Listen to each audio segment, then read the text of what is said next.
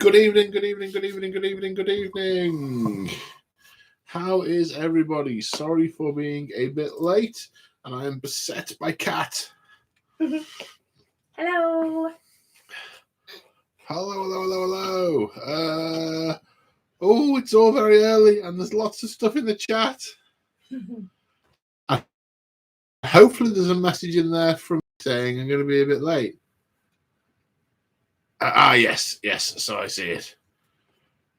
Yes, that is. So, have am I Irish? Welcome to the. Welcome to Lobster channel membership. welcome. We have a blue lobster.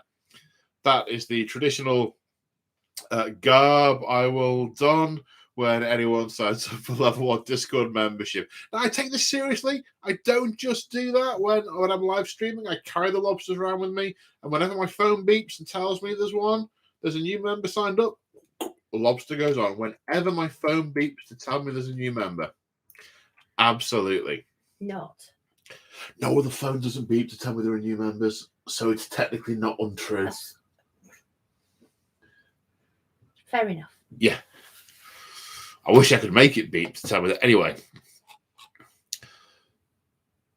So, anyone said if they can see or hear me or not yet? I can. You're in the room with me. I know. Excellent. You can hear me. Go Red Lobster. So what do I do for level 3 members? There aren't level 3 members. The Red Lobster is for level 2 members. And yeah, so if you're out there and you're not a channel member and you want me to humiliate myself by putting a lobster on my head for money, you know what to do. Oh yeah. Right, and I move the keyboard out of the way because Lemmy keeps running backwards and forwards on it. And yeah. Boop. So what wow, what is anything? There's chat to catch up on. So let's have a quick read through the chat. What are you all doing here? Go away, nothing to see. Come back in 50 minutes. Okay. Seems a bit surreal now. I assume those all happened a little while apart and not like just a moment ago. I'll have some toast, Aaron. Toast is my favourite food. Is that Paul with an early 2000s goatee? It's a late 2000s goatee, actually. It's about 2008, I think, that picture. And it's the one that I put on my Google account when I set it up. My own Google account. The one that randomly acquired lots of YouTube members just on the off chance I ever decided to make content. But then, surprise, different channel. Tumbleweed rolls past. Yeah, there's no timestamps on any of these. I wonder what a lobster howl would sound like. Kind of quiet. Lobsters notoriously tight-lipped.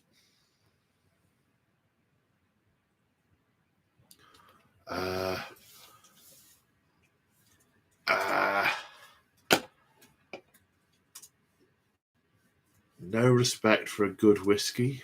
Okay. Friends, lobsters, countrymen, lend me your hat.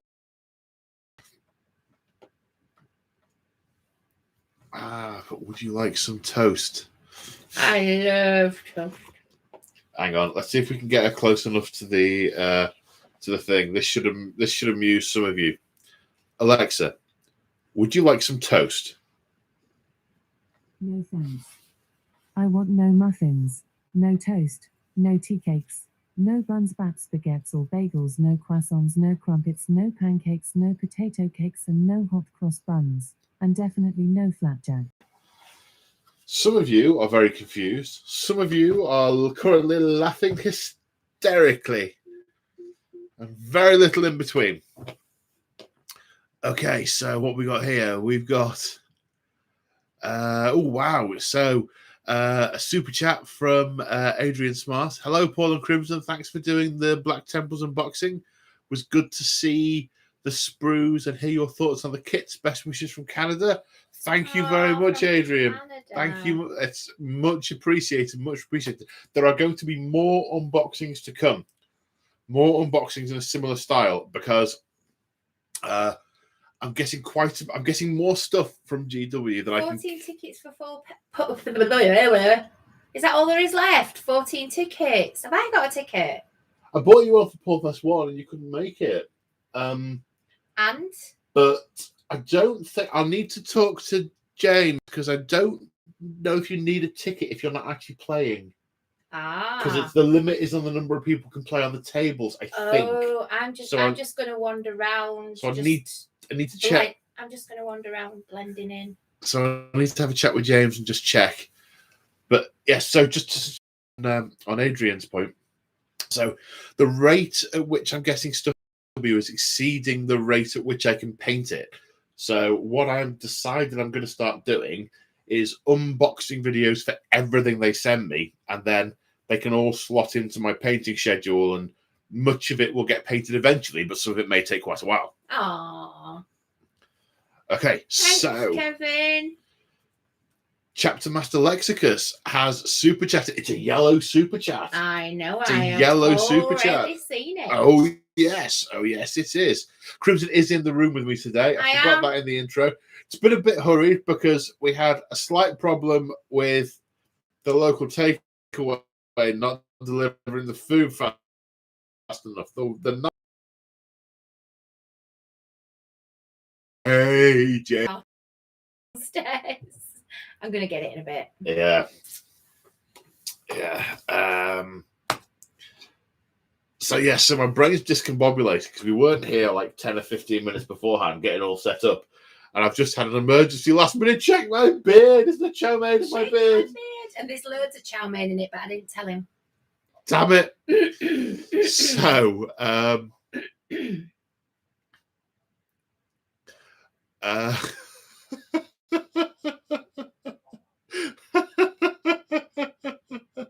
sorry, I'm laughing because what I asked my magic electric box to do, apparently Moog's electric box answered as well, and probably so did everyone else's.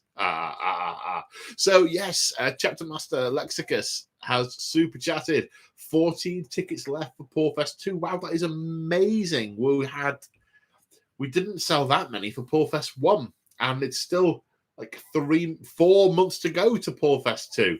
So that is super, super news. If you're not familiar with what Porfest is, let me. Ow! Oh, she springboarded off my knee. Yeah, off the soft bit of my thigh. Yeah, she has no respect for people whatsoever. They are simply sources of elevation and food. So Porfest is a community organised event that runs at tabletop events in Belper. It's organised by the guys in the Discord, for the guys in the Discord, guys and gals in the Discord. I think guys is a gender neutral term, which is why I keep saying, and then I remember, oh, hang on, maybe it's not being received as that. So the good folks in the Discord. The Porfest 1, a bunch of us got together. There were lots of games played. There was lots of chatting, lots of rambling, lots of laughs, lots of just hanging out with cool people. And it was awesome. So if you're interested in Porfest 2, if you're a channel member, go to the Discord, check out the Porfest room. Details are in there. If you're not a member of the Discord and you're interested in Porfest, become a member of the Discord. Go check out the Porfest stuff. So that's probably. Emma's trying to kick everything over. Oh, she's trying to kick over my lateral flow test. Fortunately, I did that several hours ago. Is it negative? I don't know. Let's check. Flipping heck. Of course, it's negative. That's why I tested before you came round. Because I've seen some people the last few days who didn't test. I've been with lots of COVID patients. I am tested. Yeah. COVID nurse. Yeah. But to be fair, you haven't been out in the field for a good few weeks, have you? No. you've been doing administrative. Anyway, so the usual format today. So a bit of a what's been going on, bit of a chat. Then I'll ramble on the subject. Then my assistant seems like the wrong term. It doesn't seem grandiose enough, and also at the same time wildly inaccurate. My resident heckler. Do I heckle? Oh yes. Oh, do I? Oh yes. Oh, right. Okay. I think I'm director of the pen. Okay. Director of the questions. The question executive in the corner here is capturing whilst. So when I'm talking on the ramble subject, yeah, that's it, Joe.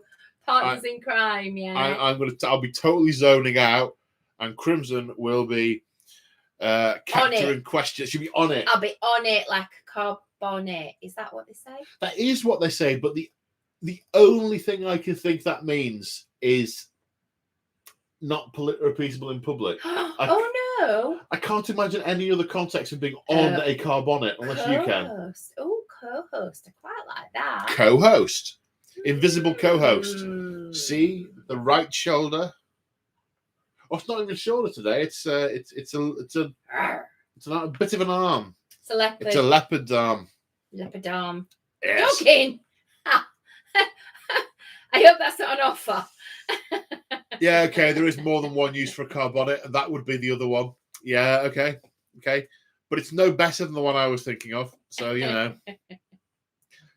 So what else we got? Morning from Offbeat Productions Tokyo. Sore throat's woken me up early, but this is a good consequence. So I'm sorry you're unwell, but you get to hear me drivel like a lunatic for a number of while. How much are tickets and how often do you get them? Well, we've done Pullfest 1, and I think the plan is to do every quarter, but I'll let Chapter Master Lexicus comment on that because he's the one who is doing all the arranging. And I think I seen someone said it was 20 quid a ticket. I think that's right. Mm-hmm. For a day's gaming.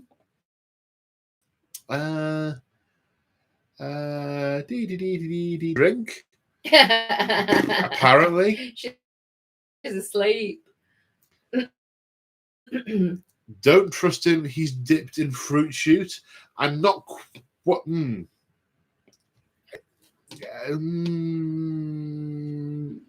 must be parallel conversations. Teutonic Knight. Car bonnet would be the hood. If you are transatlantic, and I think Teutonic Knight, you are on the other side of the pond. Your adjutant. My adjutant. What? Does that mean I agitate you? No. But it could. But I do. It could mean that as well. Yeah. Watching planes land.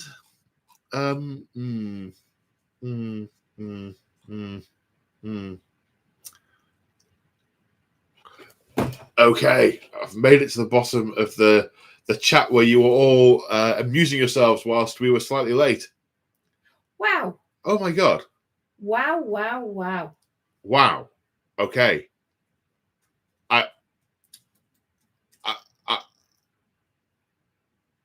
It's an odd number, which makes me wonder if you just learnt on the 4. Oh, there's flowers for me. It is flowers for you. Oh, I just love him. Well, we shall certainly turn that into flowers for Lady Crimson. Love him. Wow. Thanks, man. Just wow. Thanks, man. Wow. Oh. Wow.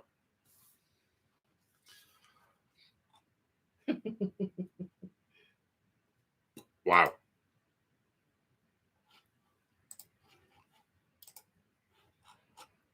So, what are we rambling about this evening? Lemmy's being awfully fussy. That's because the doggies are downstairs. Oh. Come on, you. Right, I need to open up the Discord because I put the title thing in the thing. But there were a few topics came up on Discord, and I thought they would make good ramble subjects. So I thought, let's ramble about them. Although I do need to have a quick drink because I don't think I had a drink after my tea. Still no sponsorship deal.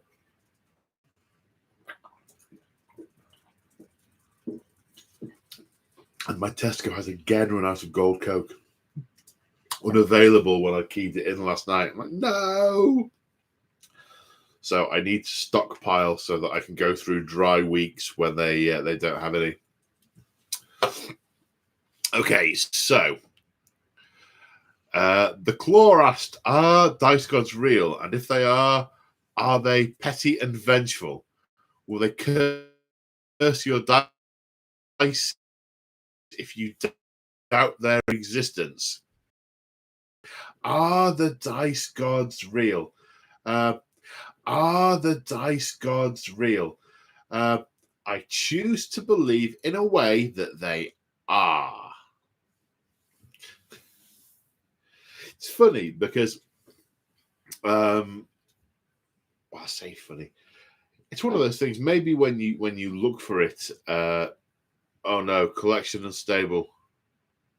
Yeah, it's doing that to me as well. Yeah.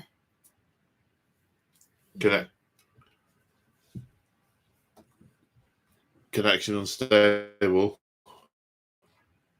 Yeesh. It'll be all right. Let me just check the speed. It will be fine. Got to check the speed, man. Speed test. You see, what used to happen when I was working during the day was I'd know if the connection was dodgy during the day and I could try and do something about it for the evening. Okay, you can still hear me. Oh, God. The speed is glacial slow. Okay, carry on, you say. Okay. Thanks, Moog. Oh, no. I was about to start rambling, and I haven't talked about what's happened this last week yet. So, since last Tuesday, what did I do on Wednesday? Or Thursday? Or Friday? I don't know what I did. You've been busy. I've been busy. So on Thursday last week, recorded the first part of a 40k campaign with Gambit. It's not going to be coming out for quite a while because he and I get together quite infrequently, and I want it all to be finished before I start. Dripping it out because I don't want there to be a big break in the middle. But we filmed the first episode of that, so that's going to stay on the shelf till we've got through all 5. I think we're aiming for all 5. Hope to do another couple before Christmas, so that should be coming at some point in quarter 1. I hope at some point in quarter 1. But we've picked armies that have already got their new books, so we're not going to be overtaken with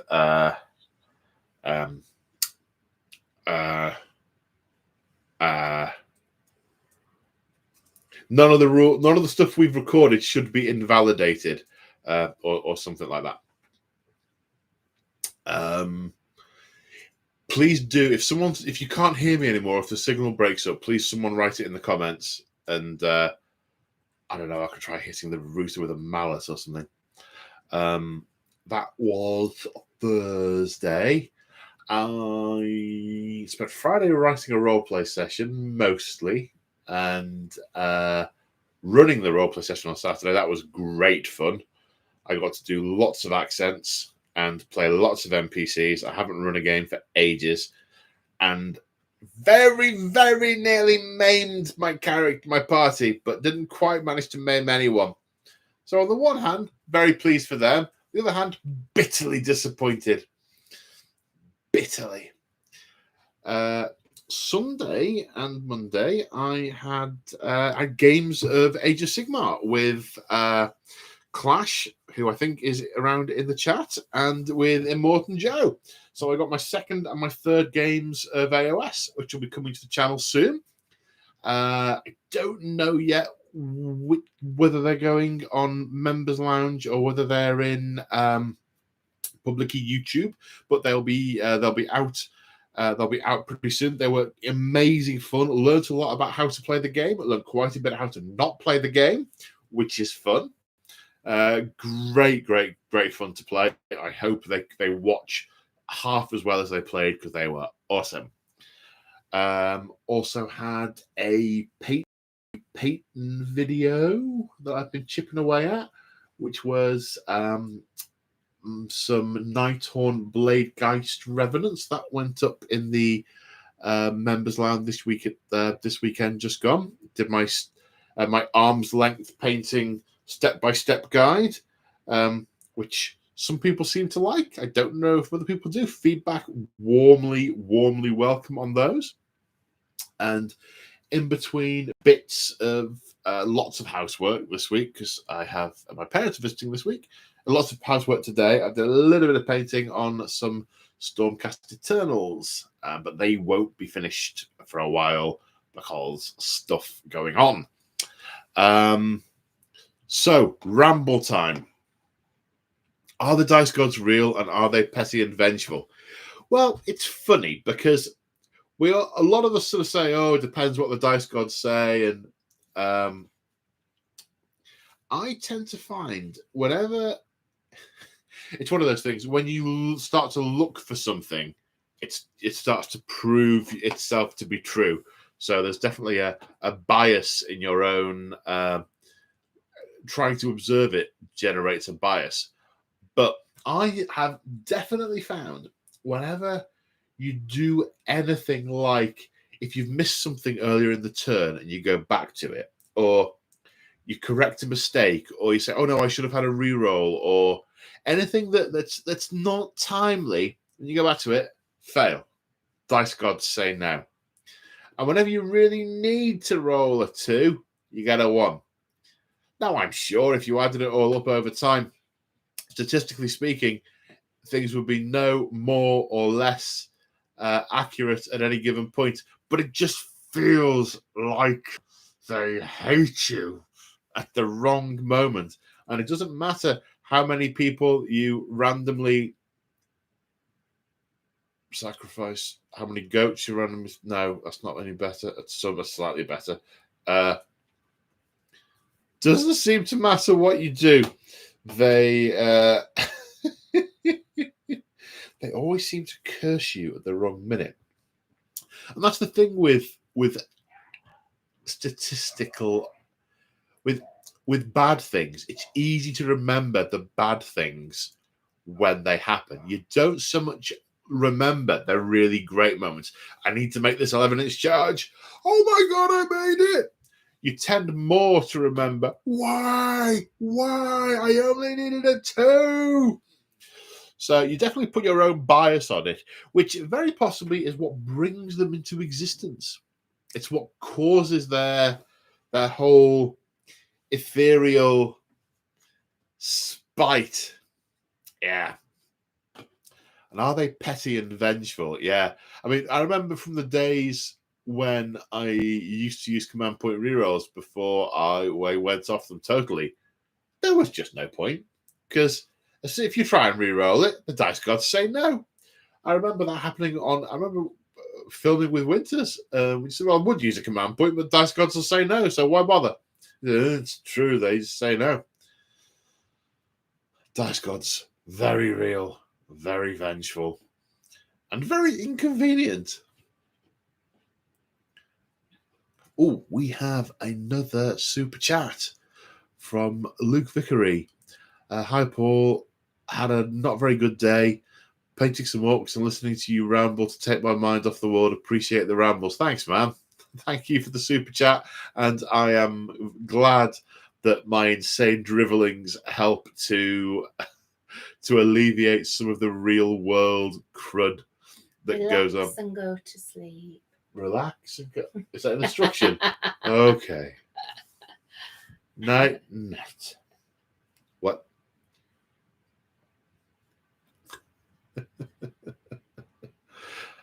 I can see. I don't. You probably have. I don't think you've written this down. I can see Aaron saying, "Winters must have sacrificed one of his caps to win no retreat." Winters is a machine. He is very, very, very good at anything he puts his mind to. Having played things like Call of Duty with him, if he puts his mind to something, he becomes incredibly good at it. I know that a lot of the guys who went to No Retreat, some of them are painters, some of them are chat channels. They're not all religious frequent players. So yeah, I can totally. I told him before, and I expected him to bring back a trophy, and he did. So yeah, I don't think he had to sacrifice a flat cap or anything else. I mean, he might have ritually trimmed Liam's toenails or something, and then burnt the clippings, but that's probably about it. So yes, so the next topic of rambleness. Actually, no. Do you know what? I'm going to go down the list. Another one from the Claw. Which was your favourite metal 40k range from back in the day, and has the aesthetic changed for the better, for the worse? My favourite metal 40k range was the second edition Tyranids. The Lictor with the huge claws, the evil bitey mandibles, Tower with the bioweapons for pretty much the first time.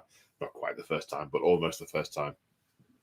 The Hormigants that were not aliens, with the massive spiky limbs that were so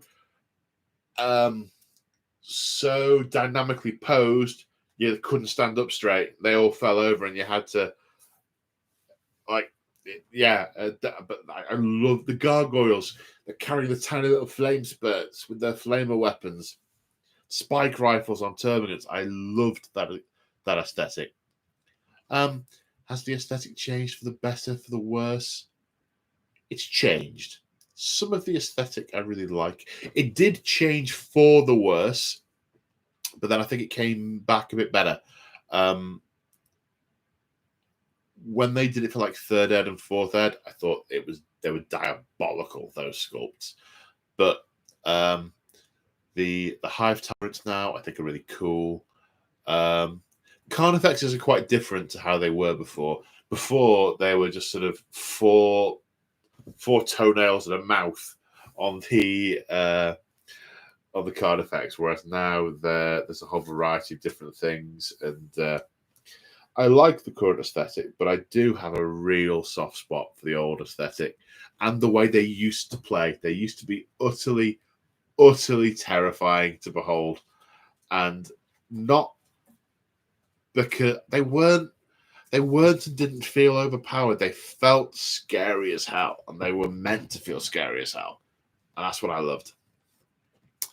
Oh, I can see we have another super chat from Eldar Blog. Cola sponsorship. I'll be working on a looted wave serpent that's going to be a battle wagon. Good stuff, man. Thank you very much for the contribution towards the Coke sponsorship. Still no sponsorship. I've put on a lot of weight. It's not been through drinking Diet Coke.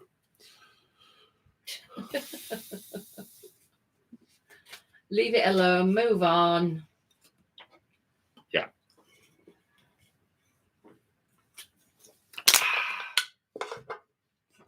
Just for the taste of it. Diet Coke. Just to be clear, not being sponsored by Diet Coke. I wish. So that's the question on aesthetic. So from Cavfile, do you feel it's time for factions in 40k to start being allies to fight a common enemy? And who would you team up?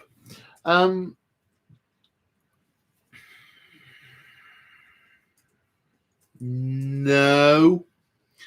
I think they should, but I don't think there is any possibility whatsoever that they would in the story.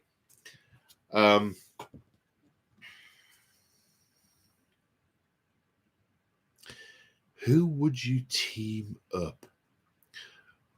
Well, the Town Eldar natural bedfellows,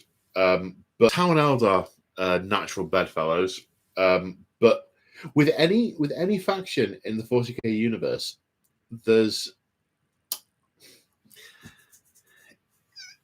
you can produce a Venn diagram of their interests, and they will intersect with each other around fighting a common enemy, but they have such radically different desires and approaches to what they want to achieve. And because it's not like it's not like come on brain, because the 40k universe is so like come on brain, because the 40k universe is so grim and so life-threatening, anyone that doesn't pursue their own interests is basically going to die out. It isn't a situation where they can go, do you know what, we'll just do the common bit and then we'll part ways, because anyone who takes that approach could end up heralding the annihilation of their species. So I think there's sufficient distrust, a sufficient motivation to always be putting their own interests first. I think alliances can really only be temporary and for a very specific reason. I think they I don't think it's practical or possible to expect anything else in the 40k universe. So no, I don't think so from that point of view. Excuse me a moment, my nose is running.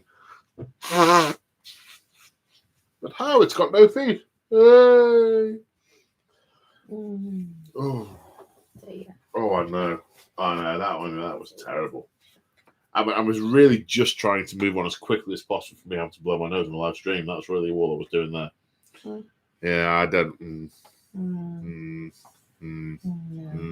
that's okay. No.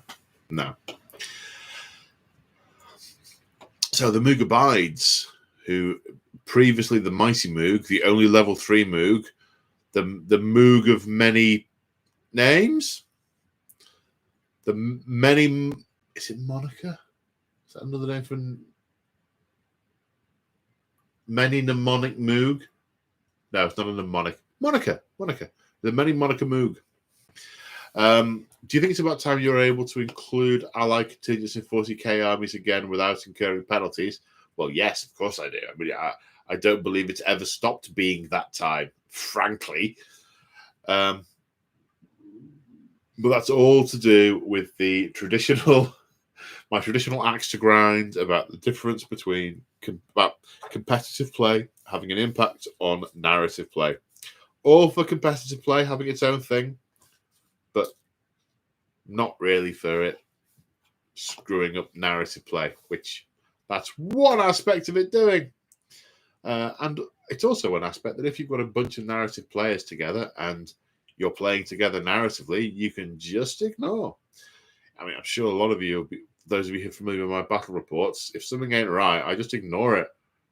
It's like, okay, and I can't use my such and such because one model in the army is I've put an Inquisitor in the army, therefore the Space Marines can't fight properly. No, and thrice no. And if I knew what the next one up from thrice was, I don't really quad something, but quadrice? No.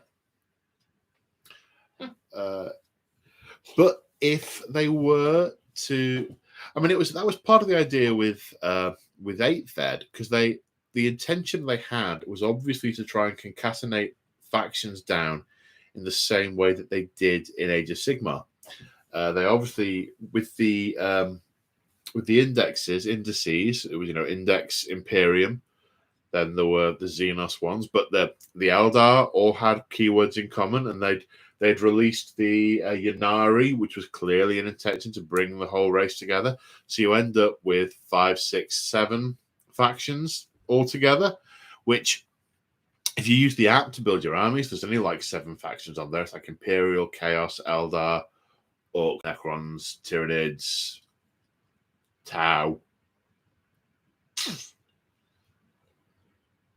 I'm forgetting someone important, but I've forgotten them. But in 8th edition, what was soup lists, which I'll not pass comment on, is good soup. They've been made not a thing because they've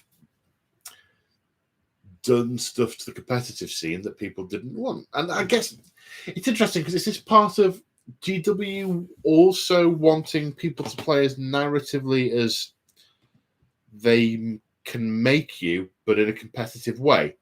So they don't want someone putting one model from Imperial Guard in with another one from some Space Marines and a few other things from the Sisters just because they're a gross combination together.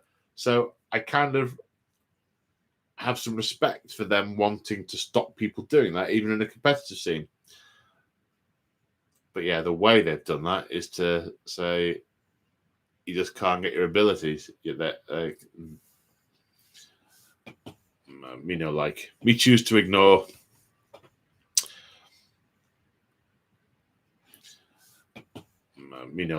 We choose to ignore.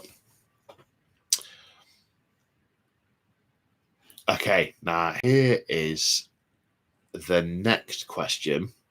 So, Clash of the Dice asked, Tactical Assault Devastator Doctrines, are they the result of Gilliman's revised Codex Astartes after his resurrection? If so, if I'm reenacting, say, the First War of Armageddon, would it be inappropriate or inaccurate to use Doctrines in those games? So, I don't think the Doctrines are anything to do with Gilliman's tweaking of the Codex. I mean, from a rules/skills point of view, they were brought in because Space Marines weren't performing either as they're meant to in the lore, depending on what you are interested in, or as well as other armies on the tabletop. So GW had to bring something in to give them a boost. Because they're their poster child. They don't want their poster child being low on the list. Can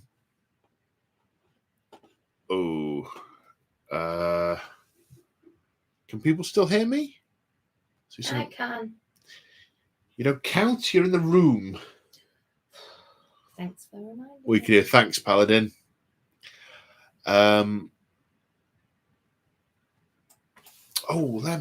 Don't click the mouse. That is quite an ironic thing to say. So, where was I going with that? So, yes, from an out of character point of view, it's to boost sales, boost performance, boost interest. I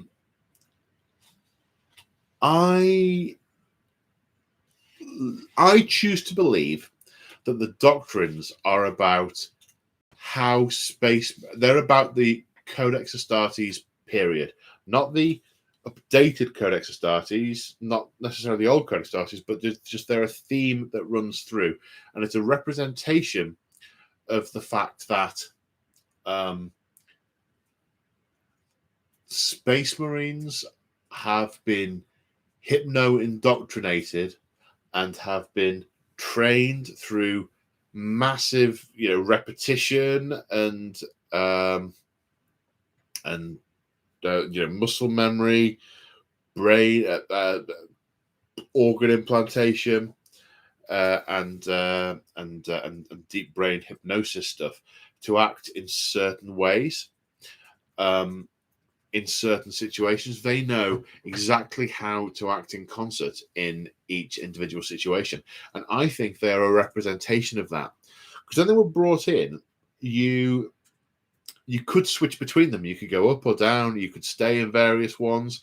And it was situationally specific. Now, they've tweaked it now because of the effect it was having in the on the gameplay, let's say, that you have devastators for the first round, then you can do tactical for up to 2 turns, then you have to go to assault. But for me, it's about the situation and how it changes on the battlefield during an engagement. So Space Marines know how to fight at long range. They know how to coordinate their fire. They know how to take advantage of the terrain, of the distance, and that represents Space Marines when to their most effective at long range. Now you might have some guys have come in and are causing some ruckus at the back, but the majority of the action is long range, is going forward. So they are most effective because that's how they're trying to fight. The tactical doctrine represents them fighting effectively at mid-range. It's overlapping fields of fire. It's one Marine knowing that they can what do you call it when waiting for the squad mate to move to take the shot. It's that sort of tactical awareness. They have instant data feeds into their eyeballs that they can absorb at superhuman speeds. They know how to do what they need to do, and they know how to fight in that scenario, and that's what it represents. Equally, when firepower is has been expended, when the distance has been closed, they fall into other regimes, fighting individually, fighting together. One of them swinging a sword, the other ducking out the way, because they've drilled this, they've lived this for decades and decades, and the text of the Adeptus, the Codex Astartes, tells them how to operate in the most effective way. So for me, it's about what stage of the engagement they're at, and the tactics they employ as a whole. So, okay, well, we might still need to take some shots downfield because we've got some long fangs who are unengaged, and they're still going to engage the long range targets. But we're now in a short range firefight because X, Y, and Z has happened, and this is what the Codex dictates we do and how we behave. So yeah, bonuses to short range firefight. What's the other things do? Slightly off topic activities, all that kind of stuff. So I see them as just part of how they are, how the GW represents the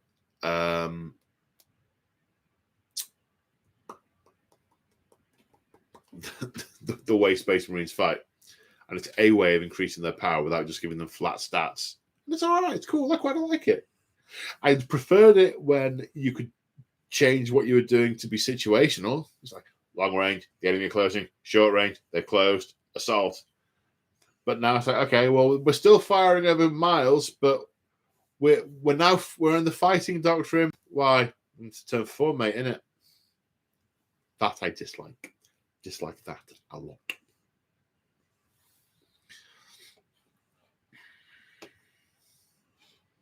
I can see in the chat Moog saying Black Templars follow the doctrines, don't they? Yes, they do. And that's all part of... Oh, I see what you're saying. They don't follow the Codex Astartes, but they do follow they do get the doctrines. Well, the Codex Astartes isn't just about organization and structure. It's about interaction and tactics. And so I see that personally as being within those limits. I think that works. Okay. Oh, is this one for now? I thought you might do a couple. Okay, let's do a couple. Ow, don't stick them to my hairs. You hear that laugh? Yeah, yeah. Okay. Oh, she's drawing on me again. You love Crazy it. woman. You just love it. Crazy woman. Alexi, do you ever lose your motivation to paint? I almost painted daily for 3 years and now completely lost my motivation. Haven't really painted anything this month.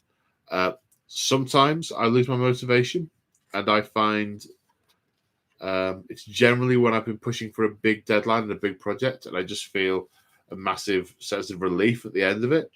That said, I've the way I personally deal with that is don't try and force it. If I try and force it, it makes it worse for me.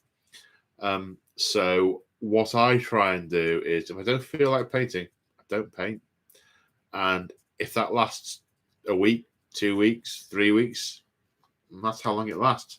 And then at some point, I get the bug back. I think, oh, do you know what? I could just do that. I was like, oh, yeah. And so, yeah, I do lose motivation to paint. I think we all do.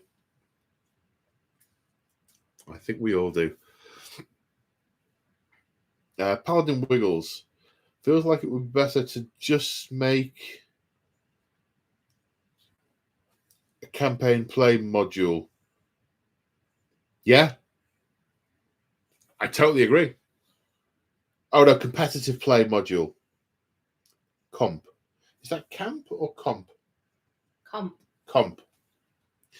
A competitive play module. Yeah. That's what I read it as, even though I said camp. I completely agree with that. I think there are so many elements of the game that could be squished together into effectively what amounts to a different version of the game. I really do. Yeah. Maybe they will. We're about 18 months into 9th ed, which means we're about, I guess, 18 months off 10th ed. So maybe they are listening to everything that is being said, and maybe they're not just sitting in the echo chamber of the competitive players. Maybe they are. I don't know. I hope they're not. Oh, I've had another one stuck to my hairs.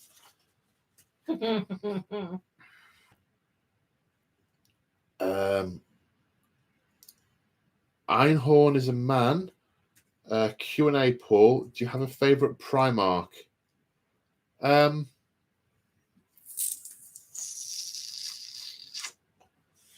like the one in Mansfield. You don't get to talk anymore.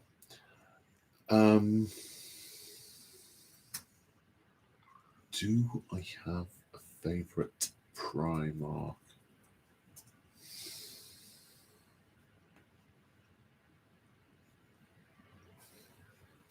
It's a difficult question because there are reasons to like and dislike all of them.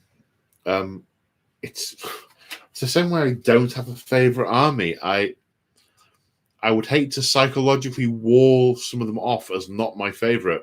I could genuinely pick. Any of them and talk about what I like about them. It's a bit of a cop-out answer, but it is my opinion. So, false.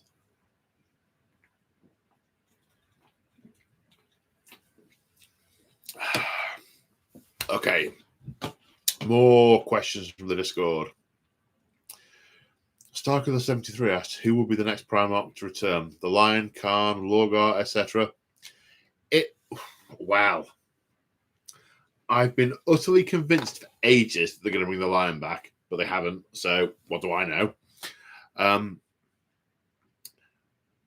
Dark Angels have had their book in this codex, so they're not going to bring him in this edition. So they're not going to bring him back.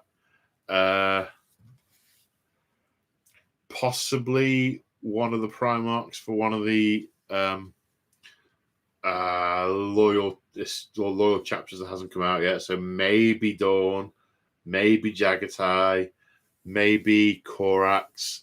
I don't think it's very likely though. I am absolutely adamant that over the next couple of years there'll be a World Eaters Codex and there'll be an Emperor's Children Codex.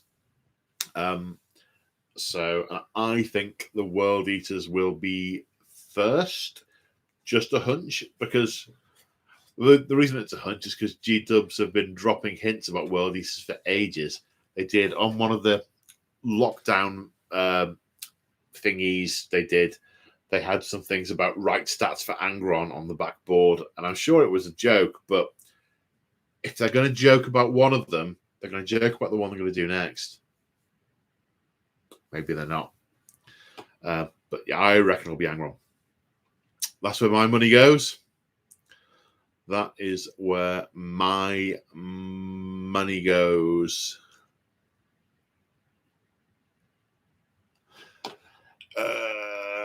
Okay, and Morton Joe asks, what Crusade era faction would you like to see made into a model or models?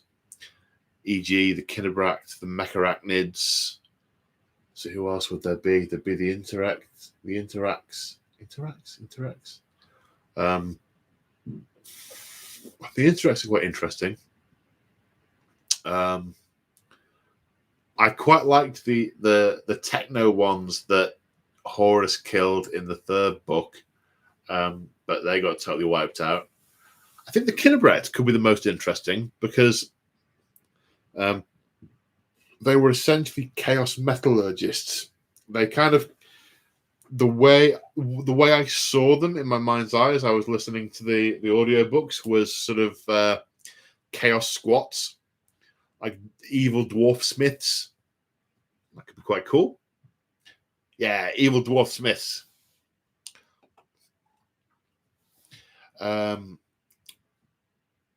Blindside Brent asked today, in fact, any thoughts on a cool campaign idea for a fledgling chaos cult?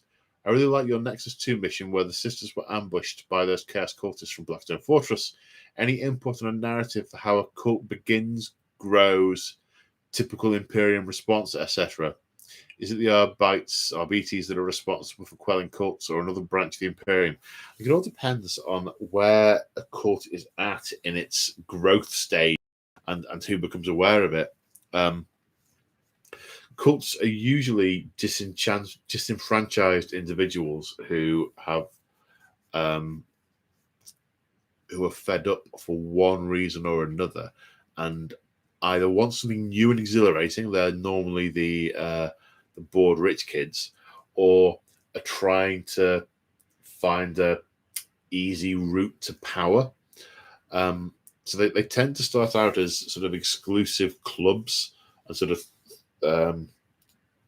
almost social organizations. Then as they grow and as the individuals because no one who's a normal Imperial citizen just starts. Very few of them say, I want to worship the Rudest powers. It's a scale, it's salami tactics, it's slice by slice, it's a gateway thing. I'm going to go to this club that's been banned. Woo! Like, a forbidden book. Shakespeare. Oh, it's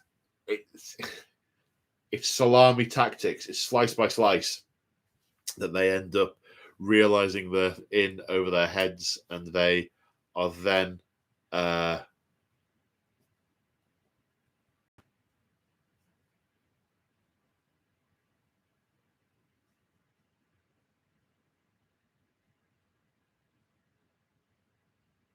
sorry, your computer hasn't crashed. It's my brain that's done that.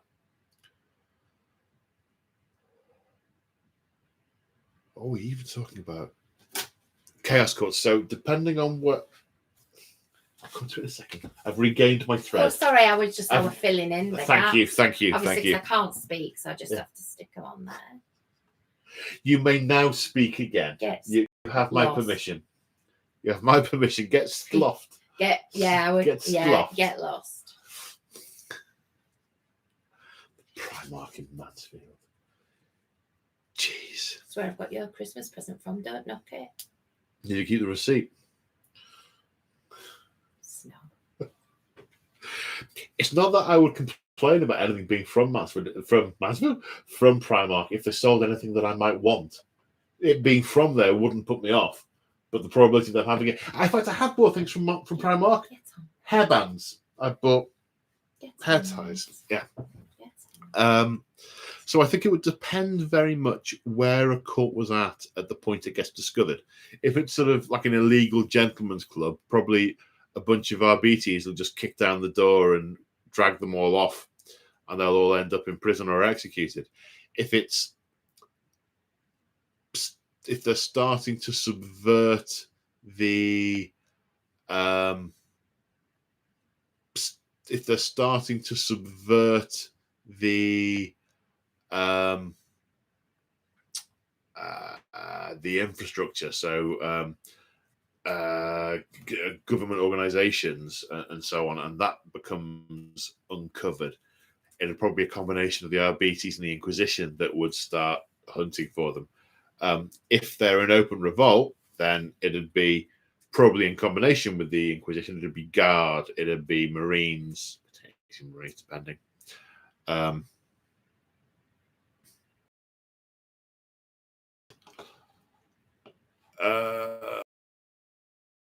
Eldar Blog has super chatted. Do Gork and Mork favour one clan culture or another? Do they associate with colours, i.e. blue, yellow and red? I think an orc thinks that if they mix all the colours together, they get green. Well, Mork is definitely more... Blood Axes definitely tend towards Mork, I think, because they are sneaky rather than brutal. Goths will definitely tend towards Gork because they are more brutal than cunning. They are cunning, but they're mainly brutal. Other clans, I think you can make more of an argument each way. I mean, you could say Bad Moons are the epitome of the brutal employment of firepower, or because they don't get stuck in themselves half as much, it's more Morkish. I would probably say Death Skulls are more Morky because they rely on guns and Orky know-whats quite a lot more. So, yeah, maybe. I don't know that they associate with colours. Interesting. I don't know. Snake bites, I would definitely say, are more Gorkish because they have very little interest in technology or sneaking around. They prefer the old ways, a sharpened stick and sleeping on the floor. Why would I bother building a hut when there's a perfectly good floor here? That definitely was more Gorkish. Ubermist.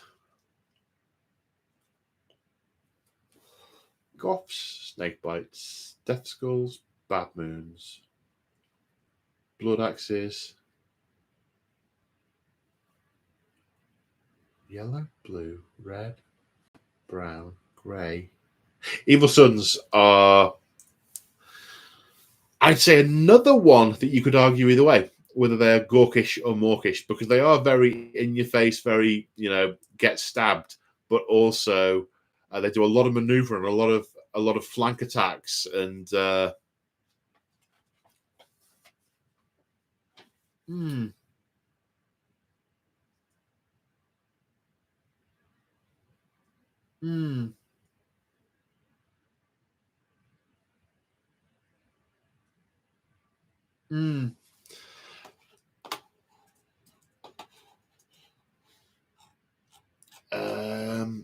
Other questions from the Discord.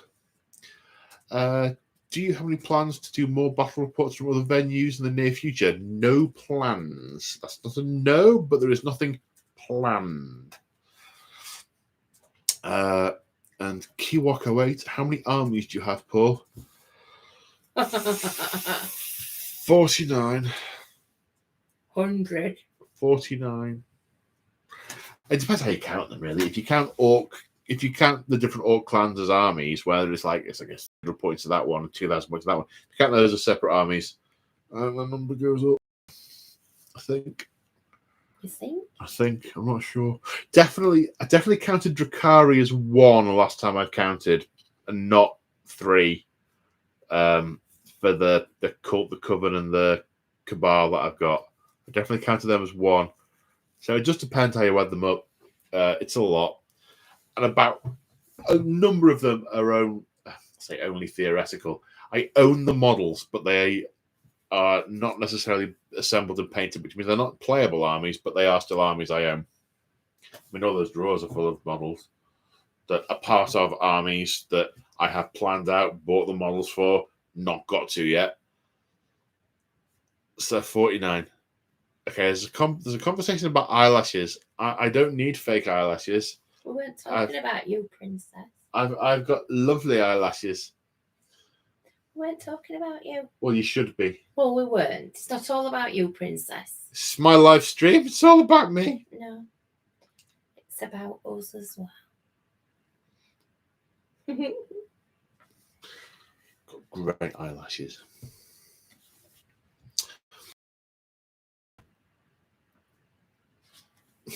Oh wow, another super chat, another yellow super chat.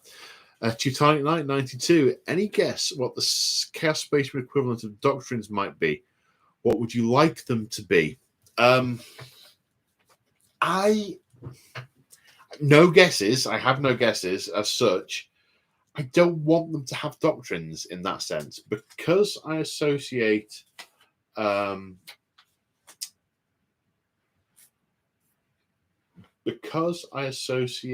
the Doctrines with the Codex Astartes. I would maybe want to see Renegade chapters have them, but not Traitor Legions. Traitor Legions, I want them to have. And it's a throwback to Third Ed, but I like to see the Legionaries have been fighting the Long War for a very long time. I would like to see the power level of a Legionary, power level of a modern day Marine. Primarchs buffing aside. And I liked in Third Ed the way that was accomplished by skills that you could give units. Now, we're not in a situation where you can have that much customability in your units in this edition. Customizability. But having ones that can infiltrate was good. Having ones who were a bit nuts and could have furious charge, as was really good. Tank hunters who got extra stuff against vehicles was really good. Ones who could move through cover was really good. You could flesh out your units and say the way they've been and represent the way they've been fighting and the things that they had learned. So I would like to see that kind of thing where units can be upgraded to represent the fact that they are super ancient. Things like word bearers. I like to see units that could do some magic-y type stuff. So I don't know, the unit has an invulnerable save because they've got wards of protection, or they can increase the AP of their bolts because they've prayed and sacrificed several dozen goats beforehand or something. You know, I'd like the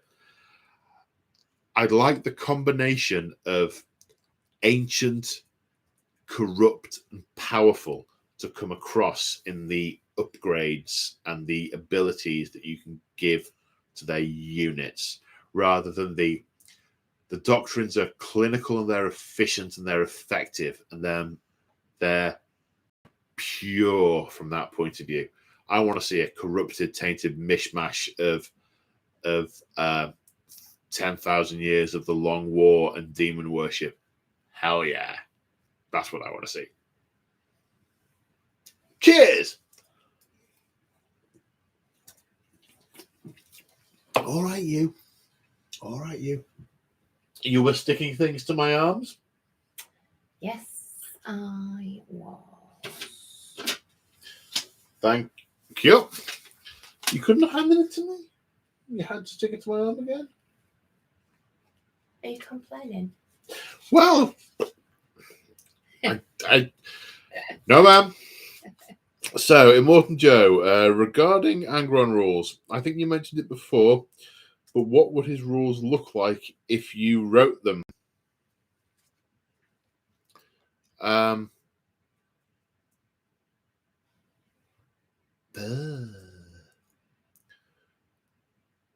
I'd have something about the butcher's nails biting. I would have, whether it's 2 profiles or 2 ways of behaving or something, but I would have when a certain thing happens at a point in the game, things change dramatically for him. Like once the butcher's, I don't know, once he's killed a unit or once he's successfully slain an enemy model, or maybe when he's killed 10 enemy models, I don't know, something that then he has to go for and charge the nearest enemy unit. He can't fall back. He can't do this. He can't do that. He can always he can fight again after he's piled in. He doesn't have to have declared the unit as a subject of his charge to attack them if they're just there.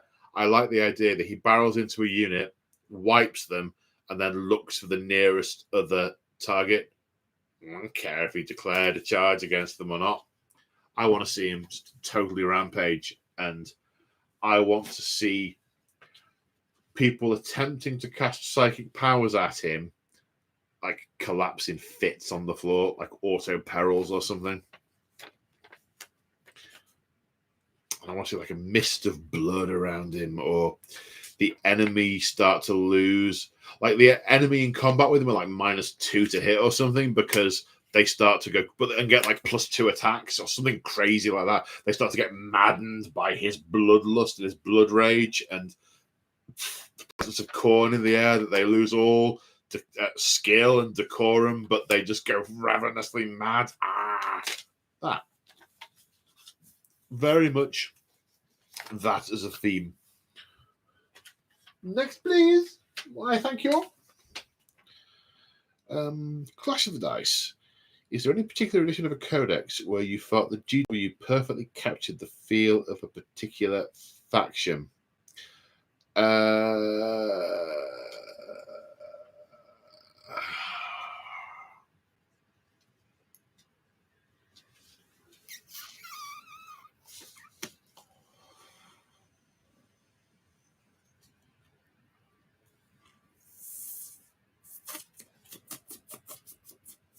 I want to say the Imperial Guard Codex, and I want to say second and third edition. No, I really want to say third edition, I think. In second edition, the idea of because back in second ed, you could spend like you had to spend at least 25% of your points on units. It didn't matter what they were just units. However, the Guard book was the first to say, actually, these things come in combinations. You've got to have a platoon with this and this and this and this and this, and then you can attach an auxiliary thing to it, and then you can attach this and you can attach that, and that's how you have to take them. And then that was kind of taken forward into subsequent editions, and that's what I believe has led to the force organization chart that we have previously than the not stratagems, the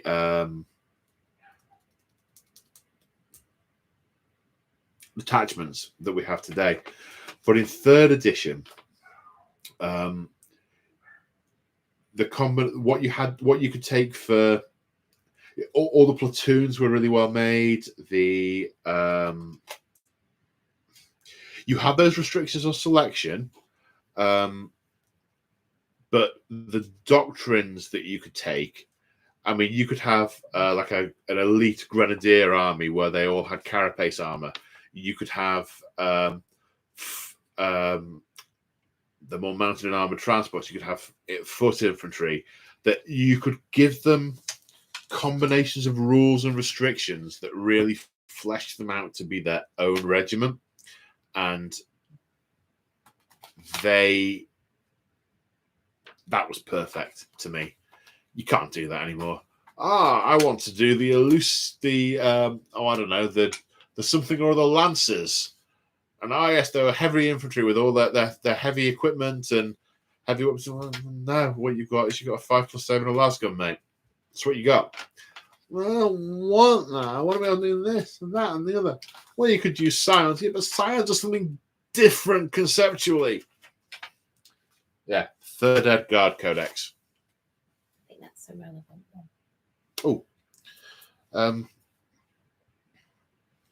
Why wouldn't Psychers be able to cast powers against him? Okay, so Khorne is incredibly anti-magic, and a lot of the relics and a lot of his demons effectively are immune to psychic powers and cause massive psychic backlash if anyone tries to use magic on them. He's always Khorne's like got two enemies. Slaanesh is enemy for being Slaanesh, but by virtue of the fact that they're a magic force, the Tzeentch and the Thousand Sons also happen to be sort of the polar opposite. They just hate them. Next, please. Why, thank you. Yes, Tin Jones. Are we headed for an Imperial civil war over the Imperial truth? Is that the reason they launched the Sisters? The sister is...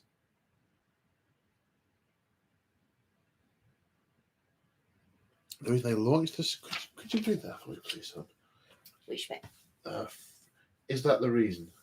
Is that the reason they launched the Sisters? The sister is Black Templar to bolster the faith. Right. Okay. So is that the reason that they've launched the Codex and the Black Templar Codex to sort of bolster the believer side of things? Yeah. The next loyalist Primarch kicks it off. Well, is it going to be a faith war? I maintained for a while that what I would do if I were in charge, I'd bring the Lion back and have him take extreme issue with Guilliman and split the Imperium. You're saying, well, Guilliman, you're not the Emperor. You've tried this stuff before. I wasn't having it then. I'm not having it now. These worlds, not yours. Oh, Dark Angels, come to me. Do you know what? Forget this Codex malarkey. You're a Legion again. You're my Legion. Let's go kick his butt. That's what I'd do. It'd be awesome. And it's the same sort of thing here. You know, the Faith Wars. They've written about it in the Age of Apostasy, or rather, it's referenced in the history. I think they're going to do an Age of Apostasy Black Library series once Horus Heresy is all out of the way. I don't know. It's definitely a melting pot, but I can't think of a Primarch who would come down on the side of faith other than Lorgar, and he's definitely batting for the other team. So I'm not sure. My hunch says no. My hunch says they wouldn't go faith over Imperial truth. Because Guilliman is just swallowing down the Imperial truth at the moment because he knows the entire galaxy has been indoctrinated into this crazy made-up religion that, you know, his dad's a god. He may be wrong. He may be wrong, but yeah. So no, I don't think so. It's my feeling. Would you just hold that up, please? Hold it up. Yeah. Can I read it first? No. Well, yeah, if you want.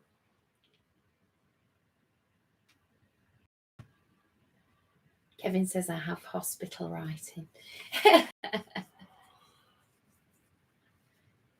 What's it say? It says, see, Kevin, it's very tidy.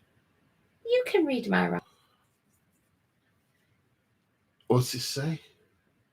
It says, see, Kevin, it's very tidy. You can read my writing. I could read that, but you fell for it. Sorry. I know, I mean, it's my job. So from...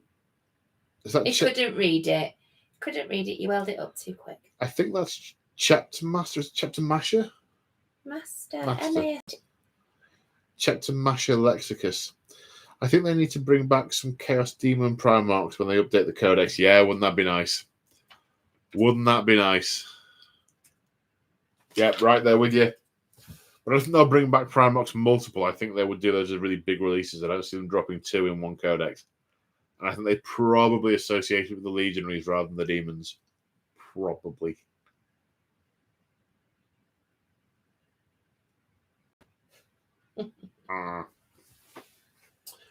How are we doing? That's it. I haven't got any more questions at the minute, anyway. Okie dokie. Well, I can see one on here from Arc Royal. I was just going to say You're just going to write that. Yeah. Do you think any of the Space Marine chapters could be considered good guys? Like the Ultramarines, maybe. Feel free to ignore this one. It could be a controversial question. The good guys, yes. There is one Space Marine chapter that are unequivocally good guys. Salamanders. They have always put the people first, not their orders. Consistently, all the way through. The only good guy army in the Imperium are the Salamanders. Everyone else will make heart decisions from the heart, not from the head. The others, head only. Not including one I'm not currently aware of. So there may be others, but I haven't read every book.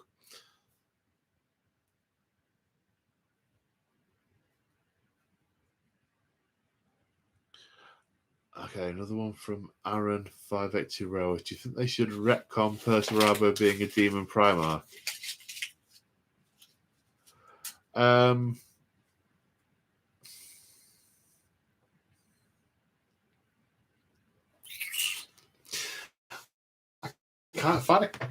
kind of find it hard to imagine any Primarchs along in the Era Terror won't become a demon eventually. Just because they end up being made of ether stuff, does it necessarily make... I'd be interested to know if that they were a Primarch of a particular god, or they more like Be'lakor, where they're just powerful. I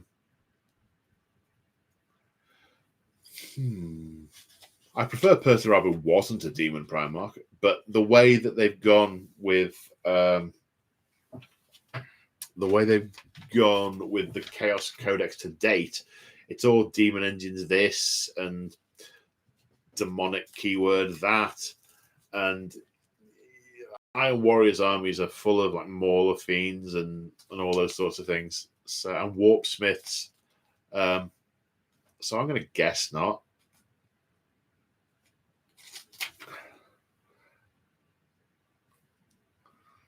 Chapter Master. Okay, last question then for the evening. Chapter Master, what's the plan for 2022? Say hi, Paul. I do not think that far ahead. I don't think that far ahead. I'm going to need to get another contract because, got to eat, got to pay the bills, got to keep the roof over my head. So I'm going to got to get another contract. I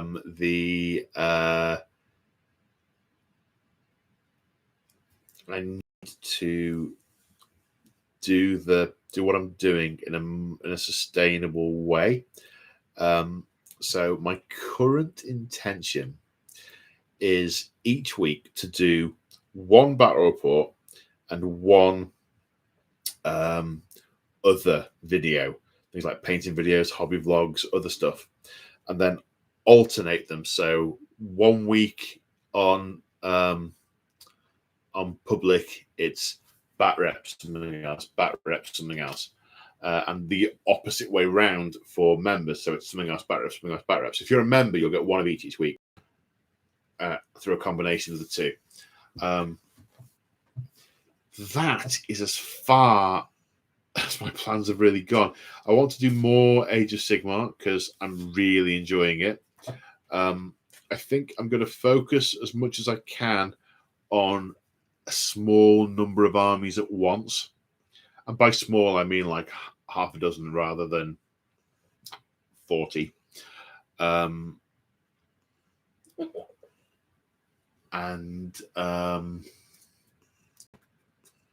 Play one for a bit, then move on to something else.